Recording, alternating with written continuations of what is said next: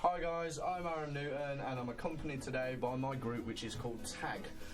We're doing a documentary and a podcast about how gaming can influence society. I'm joined by my two beautiful co-hosts, Alex and Alex R and Alex Y, and the techie dude guy over here on the camera, which is Joseph, and we all love him, don't we? We all love Joseph. Yeah. Right, okay, so the main reason for this podcast today is we're doing a documentary for our college work, and we thought a social issue which would be good to be mentioned and which would be interesting for a lot of people that aren't gamers and gamers to listen to is how certain games in our generation now can, or before actually, can influence people in good and bad ways. One of the games that I wanted to start talking about is a very famous, popular game at this moment in time, which is Grand Theft Auto 5, produced by Rockstar. So me and the guys are just I'm going to ask them a question and we're going to have a little discussion about it, a few different games, and also it's good to mention that we have a way for you people watching and listening to get in touch with us, give us your views, give us questions for us to answer, and that's via Twitter. We have a hashtag which is hashtag PS2P, hashtag PS2P, which stands for press start to play, the number 2. Right, okay. Starting off with Grand Theft Auto 5, guys, relating to the past Grand Theft Autos, do you think Rockstar has intentionally enhanced the graphic content seen within the games to please a wider range of audiences? Okay. I think we're going to have to, for the simple fact that GTA, the franchise, is primarily to do with violence, or the past games have. Yeah. They've obviously sort of tried to, widen their audiences by making that sort of real life, sort of day-to-day activities into it. But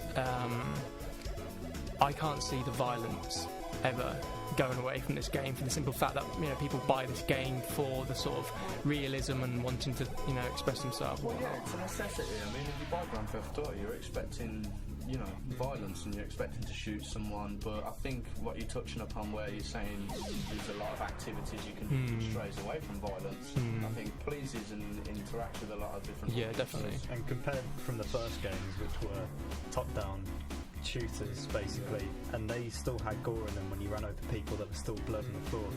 Compared to the first two, and then you go to GTA 3 where it was third person, it puts the person into the world, and it just makes it that more gory because you're there and you can see it 3D and everything. So.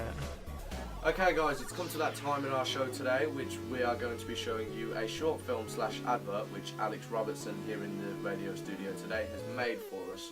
Here we go, and his advert is called Call of Grand Combat.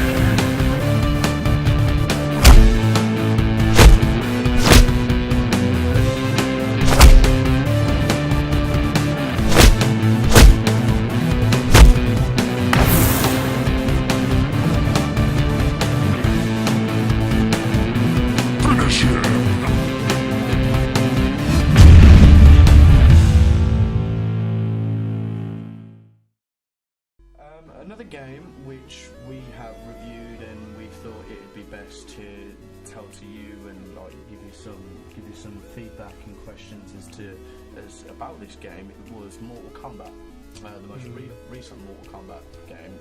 It's been a series, and you're always going to expect violence within Mortal Kombat. Considering it was the fact that it was the game that brought in age restrictions, and it was, I think, I'm not 100% sure on this, but I think it was banned in a couple of countries, mainly Australia is a big country for banning violent games, as well as New Zealand. I think just to touch on, if for people who don't know what Mortal Kombat is, sort of, can one of you describe what exactly the game is? Because obviously, Alex, you have most of the experience in Mortal Kombat. So do you want to just quickly tell them what it is? It's a side-on game. So you're looking at the side of the characters, and they basically fight. So if people have played Street Fighter, it's like a Street Fighter game, and it's very gory because the people have like superpowers basically. Well, it's very fantasy based, isn't it? It's a fantasy based game with these people who have different. It's not so much the general game that has all of the violence. It's it does have blood and some gore, but it's the fatalities, which is the ending moves. They're always gory. Like there is one where somebody, basically, there's a four-armed character that can just pulls. She just pulls off. I'm sure they will see it. Skin off one of the other characters.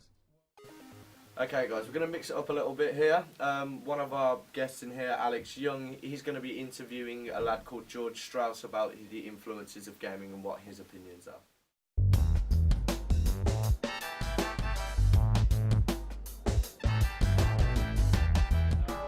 What do you think the impact is on children who already play these games, like for an older, because is it like a side effect to like their behaviour or whatever? I think it's just something where, like how adults should enjoy their content, because I'd say let's say Grand Theft Auto 5, I think it's like almost, Noy Gamer said this all as well, but I think it's just kind of, he said it was like a real interactive version of a really good HBO drama, and how it's got some really rough stuff in it, and how kids shouldn't be exposing themselves to this.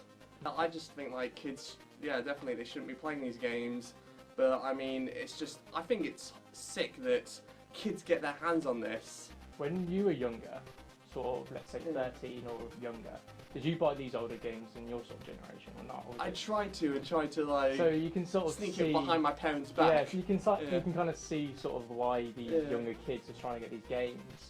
Because I think we've all been there, really. But I don't know. It's one of those things. It's just it's more the adult games that, especially in the last 5 years, it's more the adult games that the games that everyone wanted to play. Today there are lots of great alternatives for kids, like Skylanders, like Rayman Legends. That is a great game. Do you think sort of the graphic content of games is getting increasingly worse? And is that sort of affecting sort of younger children from trying to get these games that obviously aren't? I think it's more like games trying to delve into mature territory that movies and TV shows have, because you've got TV shows like Breaking Bad and The Walking Dead that really just push the envelope and just kind of keep going as to what television will allow, and that's what video games are trying to achieve. Do you think there's any sort of side effects or anything like that? Because there's been a lot of cases in the media about kids, for example, stabbing that teacher or something last week. I can kind of see where they're getting from, but I think every psychology result has shown that there's a weak link between video games and actual violence. Another game that I want to discuss with you guys is the new Call of Duty Ghosts, or Call of Duty as a franchise. It's enhanced so much over time, over these past 10 years actually, with YouTube people progressing in their daily routines because of Call of Duty, by making montages and YouTube edits. I used to do it myself. I used to be quite a big Call of Duty gamer. Because now that Call of Duty is classed as a brand, so to speak, is it now more acceptable for younger audiences to participate in playing this game? It's kind of like Adidas, I say Adidas, it's not necessarily with the clothes thing, isn't it? Yeah. Oh look, I'm wearing this. and then somebody goes, oh look, I've got Call of Duty. It's sort of like the same thing. It is a big game where, so to speak, oh, I've got it, so you must have it as well. Like, it's a very, very popular game on consoles, so people are kind of like peer pressure them to buy it. Yeah, I think a lot of it also is this game is big on parenting. It's sort of, obviously it's not a massive violent game, like especially the ones that I used to play when I was younger. But it's also that sort of roll into violence, and then picking up a gun, shooting it, and knowing that that's wrong, but still playing it for fun. I think it's sort of that's where people have, the branding is there because of the younger audiences coming in through their parents. So it's one of those things, isn't it? It's to do with parents. If you were a parent, I don't know if you are a parent, Alex. Nope.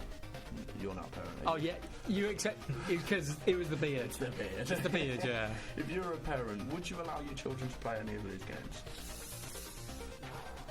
What age? What age is your child? Yeah, for example. No, you should know. It's your child. You're funny. You are. Well, let's say about 13. Let's say about 13. That's a rough I age, think isn't it? Call of Duty, because like I said before in the Call of Duty segment, I think it's mild violence. Yeah. Yes, it has blood and gore, but it's not to the extreme of like Manhunt and whatnot.